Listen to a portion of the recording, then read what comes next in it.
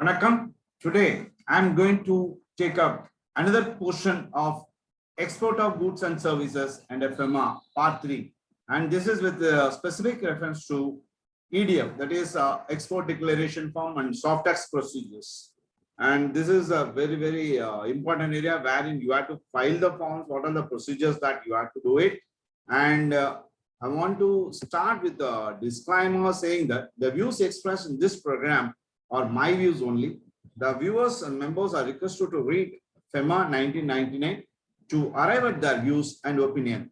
I am not responsible for any interpretation and clarification to anyone who is watching this program. This is only a knowledge updation program.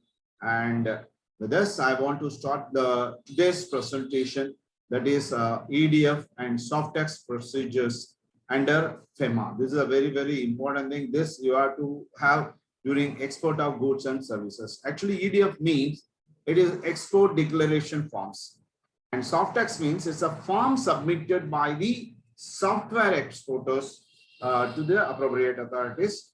Now, there are 10 methods in this procedure. There are 10 methods which are required to be covered in this area and one thing is export of goods and goods through customs and export of goods and software through ADI ports and export done through post, then mid-sea transshipment of catch by deep sea fishing vessels and soft tax forms citing of specific identification of members and export of services, third-party exports, random verification, short shipment and shutout shipments, consolidation of air cargo and sea cargo and exemption from declaration. These are the 12 points. Actually, these are 10 methods, but I have divided into 12 parts for the easy understanding. So these methods, which I have stated here up to 12, are going to be discussed by me today through this forum.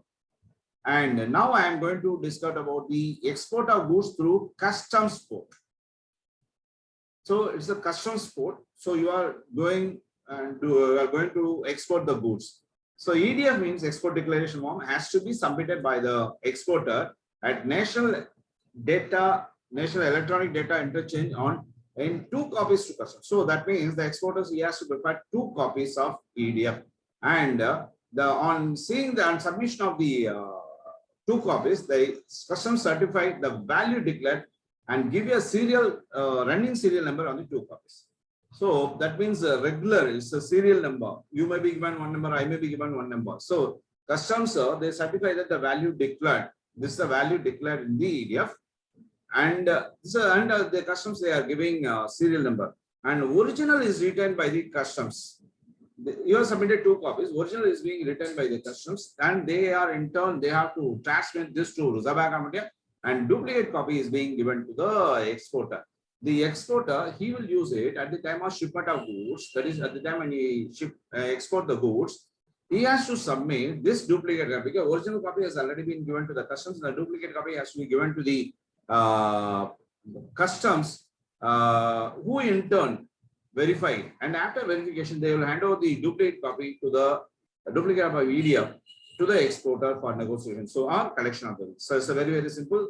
The exporter, he has to prepare 2 copies of EDF and he has to submit to the customs. Customs, they have to verify the value declared, and he has to, the customs, they have to give the serial number. Original copy is being written by the customs, and because they want to transfer this, they have to give this information to RBI, and duplicate copy is being given to the exporter. Exporter at the time of shipping the export, he has to hand over the duplicate of the EDF to the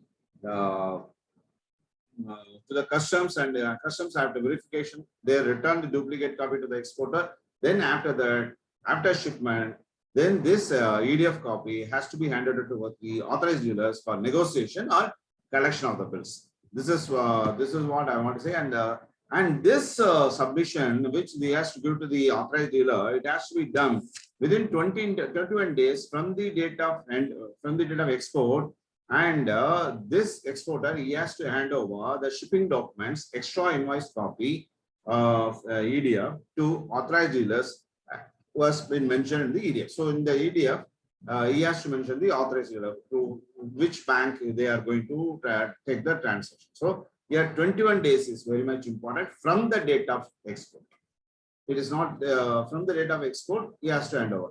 Then after negotiation and sending, after negotiation and bills sent by collection, now the authorized dealers, they have negotiated the bills or they have sent the bills for collection, and authorized dealer, they have to report to RBI through EDPMS. EDPMS is nothing but export data processing and monitoring system. So export made under deferred credit arrangements or joint ventures abroad against equities participation or under rupee credit agreement record and date of approval of RBI in EDF. So everything it has to be clearly mentioned in EDF. And suppose if EDF is lost, you are lost or misplaced, or you are not able to trace the EDF, then you can apply to the customs and they will issue the duplicate copy of the EDF, and which has to be submitted to authorized dealers by the exporter, and the authorized dealer, they have to accept the same. So this is the procedure which you have to follow. Export of goods under when through customs, when you are doing it, you have to follow these procedures. So here the date is 21 days from the date of export. You have to take follow-up action. And next one is export of goods through post. Now, so before going to that, I want to say that another thing is export of goods. Export of goods software done through EDA, that is electronic interchange post. So then what are the procedures? Again, you have to prepare the 2 copies. Submit the shipping bills in duplicate to the Commission of Customs or Special Economic Zone. Special economic zone made through it. Then after verification, 1 copy will be handed over to the exporter as exchange control copy by marking in the shipping bill. Now you are going to export the software. Now the exporter he has to submit the exchange control copy along with the shipping documentation to the authorized dealers for negotiation and collection. Whether election there is exchange control copy of the ship bill is being printed on, or to dispose of EC, they follow the same as EDF. What are the ASF? What are the procedures that has been already followed in EDF? The same thing you have to follow. Only thing is that you have to submit the form EDF to the customs. Here the thing is the shipping bill in duplicate. Here you have to submit the same thing, but after verification, instead of issuing EDF, the election, that is Commission of Customs, they will issue exchange control copy. As usual, it has to be prepared in two copies, and one is being written by that is it's being written by the customs, and duplicate copy is being given to the exporters. He has to go to the bank after shipment and he has to negotiate or send the bill for collection. And the very important thing is that all export sending the form or negotiation of the form should be done only through the authorized dealers. In case if the exporter he wants to send the bill separately, he has to get the permission from the authorized dealer. That is also allowed. And the duplicate copy along with the copy of the invoices are retained by the authorized dealers. The transactions are informed to RBI by the authorization. So duplicate copy of the invoices being authorized dealers, he will retain the duplicate copy, and in turn he has to inform that inform RBI that yes, the authorized dealer has performed the help the exporter to send the goods. So disposal of easy copy of the shipping bill will not arise where the easy copy of shipping bill is not printed and data of shipping bill is integrated with the EDPMS. This is also possible. And ECGC and private insurance companies first settle the amount towards claims made by the exporters. In case if it is received in future, return the same to ECGC or private insurance companies who made the insurance. Here, based on the ECGC easy copy, if anything goes wrong, then ECGC or insurance companies, they have to first settle the payment to the exporter because they paid the insurance. In future, if the payment has come, they have to return the same thing to the ECGC or Export Credit Guarantee Corporation or private insurance companies who have made the payment. So this is with the reference to export of goods or software done through EDA. Now, export of goods through post you are doing. Now, who is the main person? Is the post office, postal apparatus. So original copy and additional copy have to be submitted to the authorized dealers. Here, he has to hand over the authorized copy, that is duplicate copies of PDF. That is original copy and additional copy to be handed over to the authorized dealers. The authorized dealers, he will retain the original and he will return the duplicate. And that original copy has to be either in this authorized dealers, he will countersign the original copy. Then this original copy has to be handed over to the postal authorities for export. So the postal authorities, without seeing the original copy of PDF, he is not supposed to accept the parcel. So postal authorities, they on receipt of the original copy duly send the authorized dealers, they help the exporters to do the export. Then authorized dealer will sign only after ensuring that the parcel is addressed to their branches and their correspondence in the see, the signature will be done. Signature will be done only when the authorized dealers they have come to the conclusion that the parcel is addressed to their branches, whether authorized dealers branches or corresponding banks. Sometimes there is no branches that they are brought by the authorized dealers. So here, then only they will sign, because they say that okay, goods have been dispatched. So on seeing the address, then only they will sign the original copy. Then the duplicate copy is written by the authorized, because the original, here the exporter has submitted two copies. One is original, one is additional copy. Original copy is being duly signed by the postal authorities after verification of the address mentioned in the parcel. Then the duplicate copy is being written by the authorized dealer. The exporter has to submit, as usual, after shipment of goods through, after sending the goods through post, the exporters, he has to submit the relevant documents of shipping bills and other things along with the extra copy of the invoice. So because he has to prepare two invoices, so the extra invoice and relevant shipping documents, the exporter has to submit to the authorized dealer for collection or negotiation within 21 days from the date of export. So it's very, very clear that so the exporter, they have to submit all the shipping, all the documents along with the extra copy of invoice to the authorized dealer within 21 days of export. In not only this case, in even if you export the goods through customs, you have to follow it. And overseas branch, as the overseas branch, now this authorized dealer here, he will issue instruction to the overseas branch to deliver the parcel to the consignee only against the payment or acceptance of the bill. So this is an instruction. Yes, the instruction is being given by the authorized dealer to the overseas branches. Only on payment or acceptance of the bill you can deliver. So all the authorized dealer countersign EDF covering parcels directly to the consigned. So they will hand over the countersigned EDF, countersigned EDF covering parcel directly. Even they can directly on the dealer, they can also directly send the parcel to the consignee. So provided irrevocable LC for value of export has been opened in favor of the exporter and has been advised through the control. So irrevocable LC is a must, and it must be done for the full value of the exports. Then only the authorized dealer, they can directly hand over, and they say that it has been advised through authorized dealer. So authorized dealer should be informed about this, and everything has to be done only through the authorized dealer. Then full value of the shipment has been received in advance by the exporter through authorized dealer. So even the advance, there is again the shipping card, there is goods which the exporters have exported has received the payment in advance through the authorized dealers. So that means money has been received, so he can dispatch goods directly to the consignee.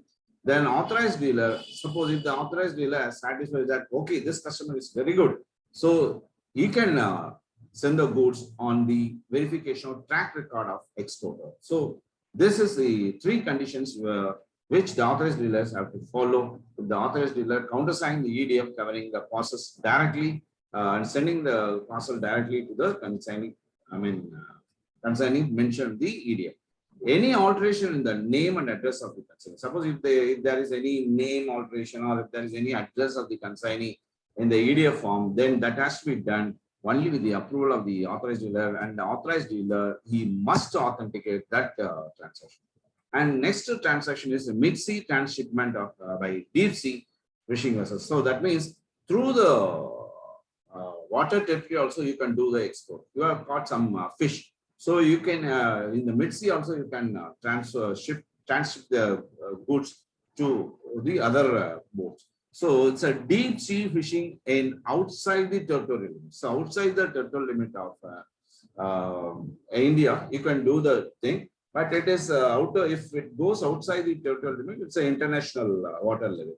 So the transshipment of catches takes place, and it leads to procedural constraints because you are transshipping the goods outside the territorial thing, and there are a lot of procedures involved.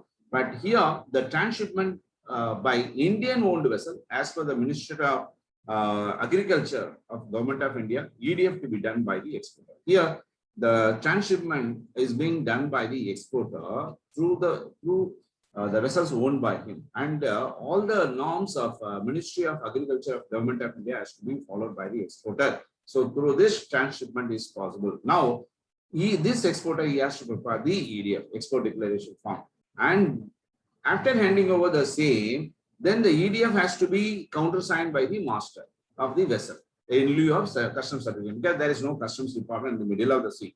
So this EDF can be signed by the master of the seal, master of the vessel. Just like customs certification, he will say that okay, the goods have been allowed to be exported.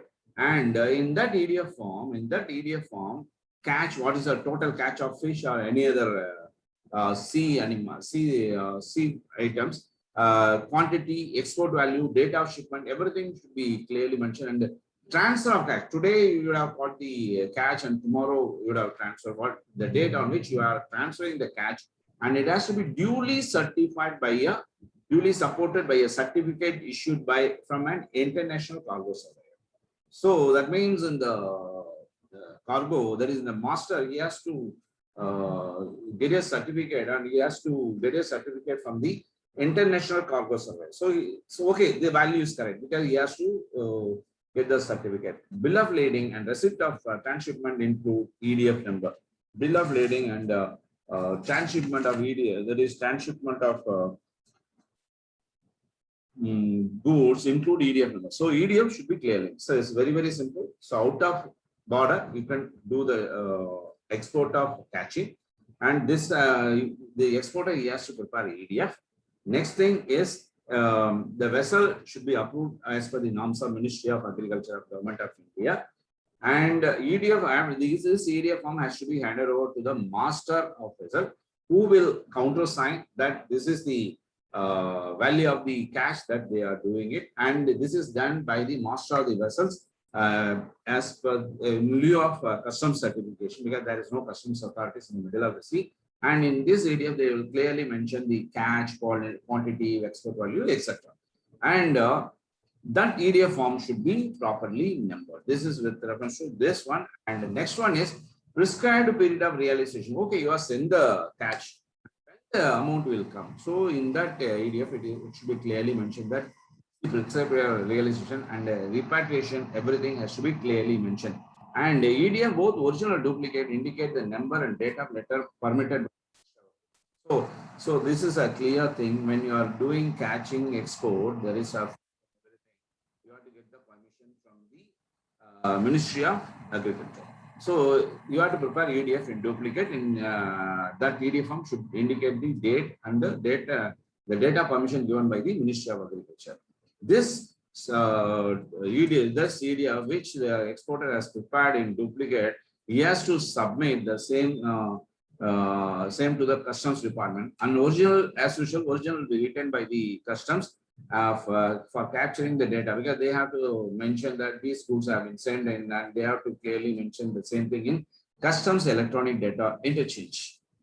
And customs will give a running number. So the EDF initially signed by master of vessels, and this EDF has to be prepared in duplicate copies. These duplicate copies have to be handed over to the customs authorities, and customs authorities, they will retain the original, and they will allot the running number and return the duplicate copy to the exporter.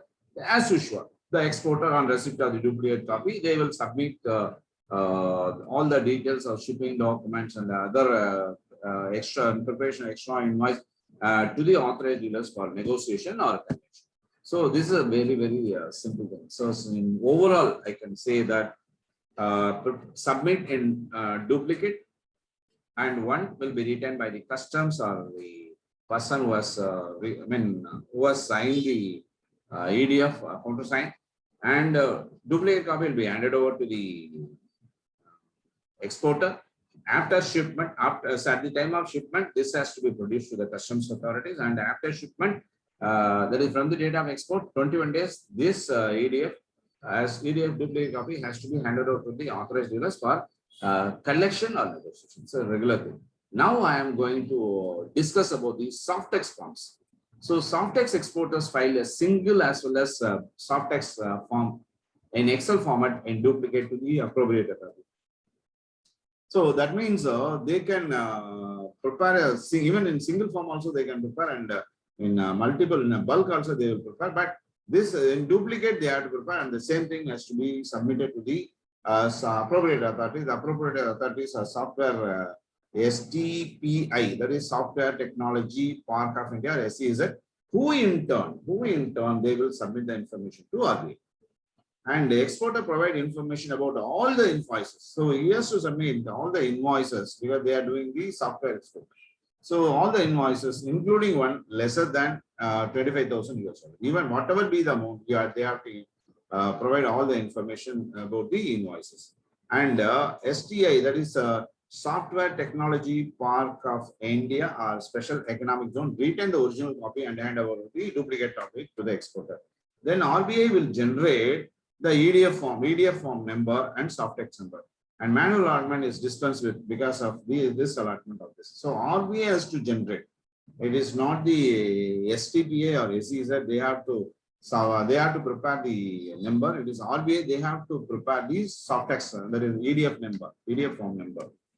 Next thing, after that, long duration of exporters bill at regular intervals. Say, so what is the duration of the contract? So they say that it may be 1 year, 2 years, 3 days, 3 years, but the details have to be submitted by the exporter every month, at least every month. So long duration of the contracts, exporters bill at regular intervals. So exporters say that, so for this month we have exported say $1 lakh. So this amount you have to pay out of say 15 lakh dollars of contract. So 1 lakh, 1.5 lakh. So to what extent they have exported, they are billing it, but the final bill should be done not later than 15 days from the date of completion of the contract. So the contract is 2.5 years. So every month they can bill because they want to run the show, so they can bill the bill. But the final bill should be done not later than 15 days. That is after the completion of the contract, within 15 days, the final bill has to be submitted for the realization or repatriation. All the invoices, including advance payments received from the overseas client, should be furnished every month. So all the invoice details in advance, received in advance. So that means if you receive the amount in advance, that has to be informed to the authorized dealers. One shot operation of the contract, that means raise the bill or invoice within 15 days from the date of transaction. So one shot, say I don't want to send the bill on every month. So I want one shot payment. So one shot operation is also allowed. So that's the contract. From the end of the contract, within 15 days, the exporter, he has to raise the bill for the, from the date of transaction, he has to raise the bill, and they can submit the same thing bill for collections. So export of computer software or audit, video, and TV software, then they have to prepare or submit the declaration in Softex form in OTRAP,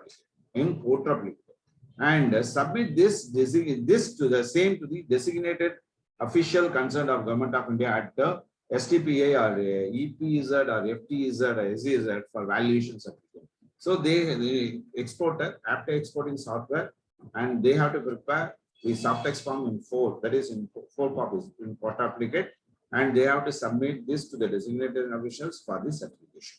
And this should not be submitted not later than 30 days from the date or invoice. So every month they can submit the invoice. So this soft text form has to be, soft text form has to be prepared in part duplicate, and this has to be prepared not later than 30 days from the date of invoice. Now, soft text form, you have the exporters, they have submitted the soft text forms. Soft text forms are submitted by the designation officials against the UOUs, which are registered. So, if UOUs are export-oriented units, if they registered with the designation officials, they certify this. So that means only registered UOUs, they will get the signature from the designated officials in the soft text forms. The invoices raised against the overseas clients are subject to valuation of export declared soft tax by the designated. So you have prepared an invoice, that is, the exporter yes prepared the invoice. Yes, they have to submit to the designated official. That then the value mentioned in the soft tax forms have to be verified, and then the values have to be certified, have to be verified and certified by the designated officers where they have submitted the soft text forms. Now we are going to the next portion, citing a specific identification of numbers. That is, here, whenever anyone wants to make the correspondence with the RBI, that is all application corresponds to the RBI, specific identification number on EDF or soft text forms should invariably cite it, because these numbers have been have been generated in the EDF form, and the customs authorities, they have allotted the numbers, or STPI, they have allotted the numbers, and those numbers have to be mentioned clearly with the all applications and correspondence with the RBI. Next one is export of services. So far we have done the export of software. We are going to have export of services. That is export of services. For that, there is no specific. None of the forms specified apply. There is no specific form. Export of services, it has been done without furnishing any declaration. There is no declaration required.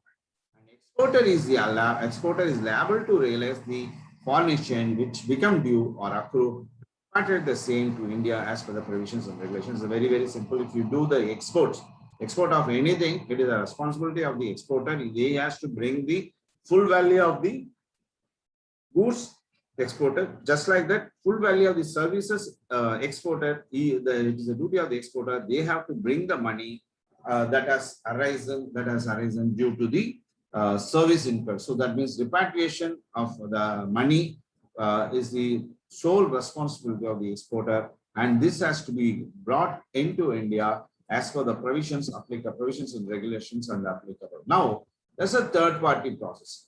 You know, we already discussed that the payment also can come from the third party as per the tri-party agreement. So, the exporter has to declare in the relation that the export process in respect of goods or software in appropriate ones. See, this third-party export process have to be clearly mentioned in the EDF, and that this who is the third party, what is the address, and what are the tri-party agreement, everything have to be clearly mentioned, and it is a responsibility of the exporter to give declaration about the realization of export. Or yes, this amount will come from this party, and it's a very, very simple thing. The sole responsibility is the exporter. He has to repatriate any money to the India. Now, random verification. Random verification of duplicate invoices has to be done by the internal or concurrent auditors of the authorized dealers. So here, the chartered accountant has got professional opportunity. If you are a concurrent auditor, if you are the internal auditor, you are there to verify the random duplicate copy of the invoices on random basis. So because the authorized dealers, they have retained the duplicate copy. These duplicate copies have to be verified by the internal or concurrent auditor, because based on this only all bills have been negotiated. Based on this, all bills have been sent for collection. So this duplicate copy of the invoices have to be verified by the auditors, internal auditors or concurrent auditors of the authorized dealers, and report of non-realization or short review. So the auditors or authorized dealers, they have to report to RBI that, sir, the amount has not been fully realized. Sir, this amount has been partly realized. So all these details, they have to, these auditors, they have to verify and report to the authorized dealers. The authorized dealers, on receipt of the report from the internal auditor or concurrent auditor, then they have to submit this report to the RBI for its approval. So it's the duty of the internal auditor, content auditors to say that, sir, this amount, say 1 lakh bills have been sent for $1 lakh dollars value of bills have been sent for collection. Only $40,000 have been realized. So there was a shortfall of 60,000 rupees. And they have to give this certificate to the authorized dealer, and the authorized dealer in turn, they have to submit the same to the RBI for its approval. And now short shipment and shut shipment.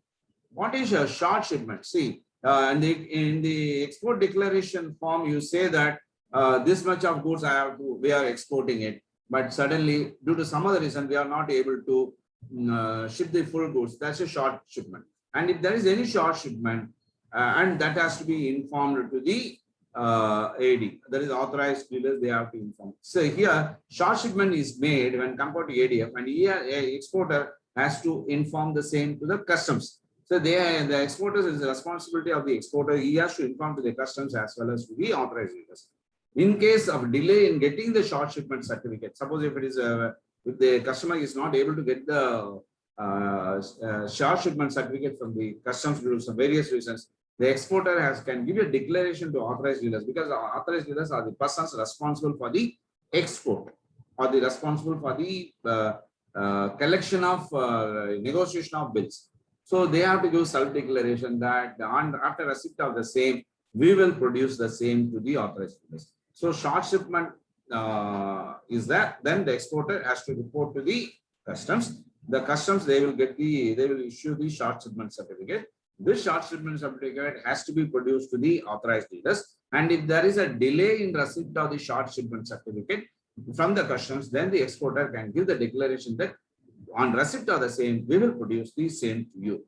Then shipment has entirely shut down. They are not able to do the shipment on entirely and in totality.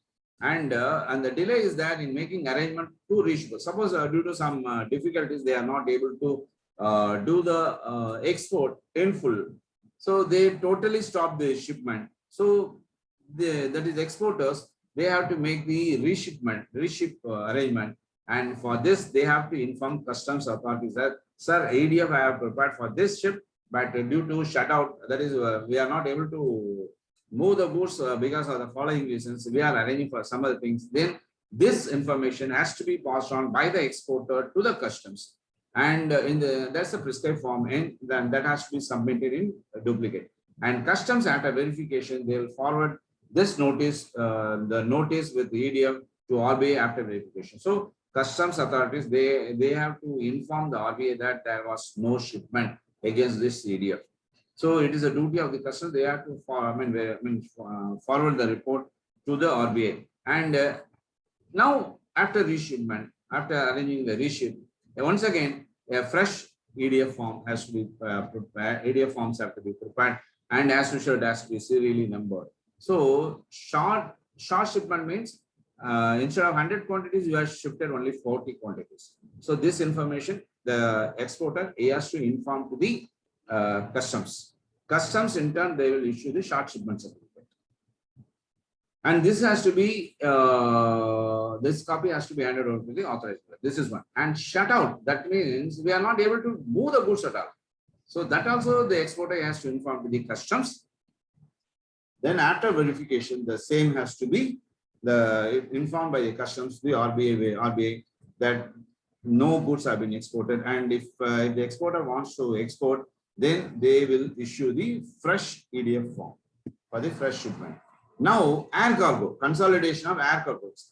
So airlines master airway bill is issued to the consolidated cargo agent, CCA. And CCA, because you are transporting through air cargo, so CCA issues its own house airway bills to individual shippers, because there are a lot of cargo agents. So they will issue in their HAW bills, that is house airway bills to the individual shippers. Then based on this, the authorized dealers can negotiate, and if documents are produced. Negotiate means they can even give loans, and even they can accept the bills. Authorized dealers, they can accept the bills, and the same has to be sent for the collection. And this is also with reference to air cargo. That is with reference to consolidation of air cargo. You can do it. Now we are going for the sea cargo. Through sea also you can do it. So authorized dealer, they can accept forwarders cargo receipt issued by International Air Transport Association in lieu of bill of lading for negotiation or collection of that bill. Then authorized dealer at that discretion accept FCR, that is forwarders cargo receipt by shipping companies of repute or IATA approved agents in lieu of, that is bill of lading is required for every shipment, but if the goods have been sent through sea cargo and the receipts issued by International Air Transport Association or shipping companies of whichever got repute value, the offer the dealers they accept, and based on that they can negotiate, they can send the bills for collection. And they will authorize, there is acceptance of SCR for negotiation or purely the responsibility of operator. So the responsibility passes on to the authorized dealers because they have to verify that the records are correct or not. Then, so up to now, the thing is, one thing, every negotiation has to be done only through authorized dealers. So after shipment, the bills have to be submitted to the authorized dealers within 21 days. The authorized dealers, they have to verify the bona fide of the transaction. Then they will accept the bills for collection or for negotiation. So the realization responsibility or repatriation of export process, it is the sole responsibility of the exporter if the bills have been sent for collection. Now there is an exemption of that. That is the requirement of EDF, that is declaration of export of goods or services in the prescribed forms, will not apply to the following situations. So there is no, for the following situations, no requirement is declared. There is no need to submit the forms in the prescribed format. So trade samples, baggage, that is personal effects of travelers, and stores or transshipment of cargo, because that is their own. They are carrying it. For that, there is no declaration required. Shipping stores, transshipment cargo, then re-export of leased export and government and military supplies. For this, no form is required. They have been exempted by producing the thing. And a gift less than 5 lakhs per annum. Aircrafts for overhauling purpose, if you are taking it, no form is. And import is being done on re-export basis, or on import on re-import. That means you have imported and you have to, after correction, you have to do the same thing. You have to send back. So on re-import basis. Then re-export of unsold diamonds in a specified notified zone, special notified zone. Re-export of unsold diamonds, unsold rough diamonds. It is not finished diamonds. That is, for that no form is required. Goods imported by software technology park, electronic hardware technology park, special economic zones for re-export. Goods imported by STP, EHTP, and AZR, but they have to do the re-export. For this, no, there is no declaration form. And replacement of goods exported free of charge. So replacement of goods exported, suppose that if there is any mistake, they have to do the replacement. For that, no form is required. Goods sent for testing, you have sent the goods for testing and re-import it. And defective goods sent abroad for repair and re-import. Suppose if there is any goods which any looms, we will say any looms which is there, and it requires service at abroad, for that no form is required. And exports which have been done with orderly permission, so no form is required. This is what we have to discuss about the in the session, that is EDF and soft text procedures. This is very, very important thing. This basic, so just I have touched upon. Please go through the circulars, and it's a very, very interesting area, and a lot of professional opportunities are also available to the chartered accountants in this area. And thank you very much for the patient hearing for this session. That is part 3 of export goods and services. I wish you all the best. Nandri, Vanakkam.